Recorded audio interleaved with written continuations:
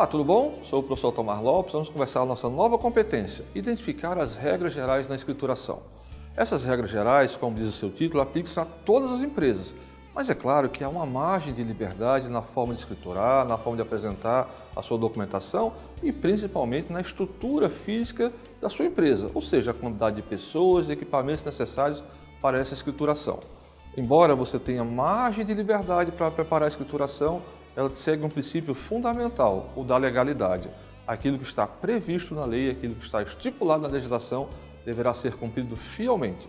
E como se trata de escrituração fiscal, a formalidade é a regra. Portanto, tenha liberdade, mas observe sempre a limitação legal. Siga sempre todas as formas que determinam a legislação.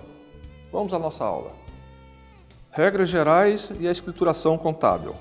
Fatos jurídicos, registros. A escrituração fiscal é regida por uma regulamentação, por uma legislação bastante específica. Quando se trata de lei, temos que seguir fielmente o que está ali determinado. E é claro que não é possível na escrituração fiscal registrar todo e qualquer ato que acontece na empresa, toda a movimentação de mercadoria, toda a movimentação de imóveis e tudo que acontece no seu dia a dia. É claro que aí precisamos separar aqueles fatos que são jurídicos, portanto temos a obrigação de registro, daqueles fatos que são comuns do dia a dia. É claro que quando a empresa compra alguma coisa, tem a nota fiscal, deverá ser registrado. Quando ela vende alguma coisa, deverá emitir nota fiscal, portanto também deverá haver o registro. Mas aqueles fatos que não são obrigados e que não estão na determinação legal de serem registrados contabilmente, a empresa vai seguir no dia a dia, com a preocupação de sempre atentar para o fato de que se impacta na contabilidade da empresa, se impacta na tributação, é preciso seguir a formalidade. Caso contrário, as empresas seguirão o seu dia a dia naturalmente.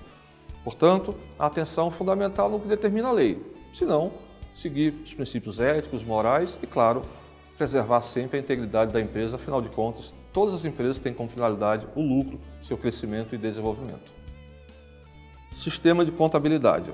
Esta regra da formalidade na escrita fiscal vai aparecer primeiramente de forma bastante enfática no nosso Código Civil. No artigo 1179, que determina a obrigação de um sistema manual ou mecanizado de registro contábil, ou seja, o registro de toda a movimentação econômica e financeira que impacta na contabilidade e na vida da empresa. Esse sistema cada vez mais é eletrônico, cada vez mais é controlado e cada vez mais acessível pelos órgãos de controle e fiscalização. Portanto, esse sistema mecanizado, o sistema eletrônico, ele faz parte do nosso dia a dia. E aí, nesses casos, a regra é a formalidade. Temos que preencher os formulários eletrônicos com os campos que eles exigem, com as informações que são necessárias. Mas não podemos, em hipótese alguma, esquecer essa questão da escrita, da sua formalidade, do seu registro. Plano de contas. O plano de contas faz parte daquelas regras gerais formais da escrituração contábil. Mas aí temos um pouco de flexibilização. Cada empresa, cada atividade exige o seu plano de contas. O que é regra geral é a exigência do plano de contas. O seu detalhamento, a sua descrição, a forma de atribuir os nomes e os títulos a cada um dos campos é competência de cada empresa. Ela vai adequar a formalidade à sua necessidade. Mas é fundamental que esse plano de contas reflita exatamente toda a movimentação financeira e contábil da empresa. Sem ela é impossível conhecer o planejamento tributário, as obrigações tributárias. E se isso não for feito seguindo a formalidade, a empresa poderá ser penalizada em caso de fiscalização. E aí a multa pode ser bastante pesada e pode interferir muito na atividade empresarial. Conta, nome. 1. Despesas com pessoal. 1.1. Salários. 1.2. Gratificações. 2. Despesas operacionais. 2.1. Manutenção de máquinas. 2.2. Locação de equipamentos. Como você pode observar nesse exemplo, há um plano de contas simplificado e introdutório. Veja que a nomenclatura, a denominação, ela pode ser livre, vai atender à sua necessidade. Mas é preciso que ela esteja de forma estruturada, cada conta ligada às suas devidas subcontas. Senão você se perde no seu plano de contas, se perderá na contabilidade. Precisa ser tão detalhado assim, contar todos os fatos detalhadamente de forma minuciosa? Na verdade, não. O detalhamento depende da sua necessidade, do seu controle e depende também da facilidade. Deverá refletir a realidade, mas não pode ser tão complexo e tão burocrático que atrapalhe a vida da empresa. Portanto, o bom senso é fundamental para a vida da empresa e para a prestação de contas para suas obrigações tributárias. Detalhando a escrituração contábil, fatos jurídicos contábeis, clareza das informações, registros formais. A formalidade exigida na escrituração fiscal dos tributos não deve ser uma formalidade burocrática, ela deve atender o princípio da clareza. É preciso que aquelas informações registradas, devidamente anotadas, sejam claras o suficiente para que todo mundo entenda. Imagine, por exemplo, que na sua empresa alguém faça registros contábeis com muitas abreviações, com muitos nomes diferentes, com muito detalhamento. E essa pessoa sai da empresa por qualquer motivo. Quando o substituto chegar, ficará sem entender, demorará muito tempo para entender o que são aquelas codificações, o que são aquelas abreviações. Portanto, a formalidade é importante, mas a clareza, que é o resultado final buscado, é que deve prevalecer. Data do registro. Data em que o fato contábil aconteceu. Registro da conta, a débito ou a crédito. Valor. Valor do registro contábil da operação registrada e efetivada. Código do lançamento. Código padrão utilizado pela empresa para identificar o somatório de todos os lançamentos de um mesmo item ou de um mesmo grupo de contas. Interdependência do registro. Os registros devem estar vinculados ou interdependentes para que possam ser avaliados no seu contexto e não apenas de forma isolada. Retificando os lançamentos contábeis, corrigir erros para evitar multas e penalidades. O erro faz parte da atividade humana, natural, todos nós sabemos. Na contabilidade não será diferente, evidentemente. É possível, sem querer, que alguém faça uma anotação indevida, não tenha percebido que deveria ter colocado aquele valor num plano de contas diferente, numa rubrica diferente, ou mesmo ter anotado um valor errado. Não há problema na maioria das vezes. É possível sempre retificar os fatos contábeis que são anotados na sua escrituração. Mas há um aspecto muito importante a observar. A retificação não pode ser feita a qualquer tempo. Ela tem que ser feita o mais rapidamente possível e antes que haja alguma fiscalização. Portanto, quando o erro é verificado, quando alguém percebe a anotação indevida, por menor que seja, prepare-se para corrigi-lo imediatamente.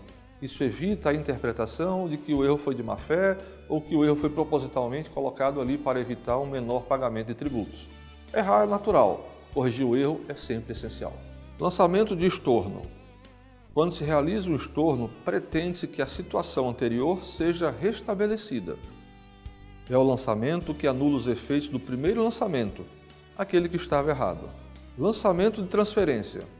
É a correção do registro em que há transferência para a conta correta, ou seja, registra-se o fato novo mencionando a sua origem, via transferência. Lançamento de complementação.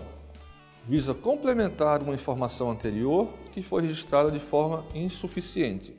E com a complementação, visa corrigir o fato em sua integralidade.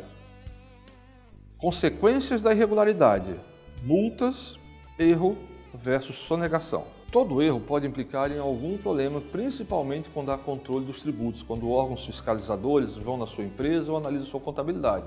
Portanto, como vimos anteriormente, corrigir o erro o mais rapidamente possível é sempre melhor, porque algumas vezes o erro pode ser interpretado como má-fé, como tentativa de sonegação. A multa por erro, se não foi corrigida a tempo, não houve mais tempo suficiente ou a legislação não permitia, a multa pode ser menor, mas haverá multa por erro. Já a multa por sonegação, as implicações podem ser bem maiores. Não somente porque a multa será muito maior, mas isso pode comprometer até mesmo a integridade da sua empresa. Ou seja, o fisco poderá entender ou imaginar que outros fatos possam estar anotados de forma equivocada. E aí a contabilidade vai ter que parar para poder atender essas demandas. Portanto, essa dúvida, o erro foi de má-fé, foi apenas a multa, ou foi de fato sonegação, é sempre muito complexo. O melhor, é claro, fazer o registro formal na sua integralidade, com clareza e objetividade. Identificado o erro, corrige imediatamente. A defesa em caso de sonegação, em caso de multa, é sempre mais complicada e necessariamente implicará impacto negativo para a empresa. Chegamos ao final dessa nova competência e você viu o quanto é importante a clareza da informação, a objetividade e o cumprimento da legislação. Lembre-se que a legislação muda constantemente, você pode ser controlado pelo fisco federal, municipal ou estadual. Portanto, é preciso estar sempre atento. Todas essas mudanças que são constantes, muitas vezes podem implicar de forma involuntária um erro na sua escrituração. Esse erro deve ser corrigido o mais rapidamente possível para evitar aquilo que a gente já comentou, pagamento de multa ou suspeita de sonegação. Essa formalidade é fundamental, deve ser bem organizada, bem estruturada, e aí é muito importante que quem trabalha com escrituração fiscal na sua empresa seja alguém organizado, alguém bastante objetivo e alguém que conheça não somente a legislação, mas que possa fazer com que a legislação seja transferida, seja transcrita de forma correta na sua escrituração. Essa clareza será fundamental para que a empresa tenha maior tranquilidade tributária e possa se ocupar daquilo que é fundamental. Ou seja, a legislação, formalidade, escrituração e clareza são essenciais para que os gestores da sua empresa tenham uma outra preocupação, que esta, é claro, é indispensável: comercializar seus produtos, prestar um bom serviço, ou seja, se manter cada vez mais competitivo no mercado. Bons estudos!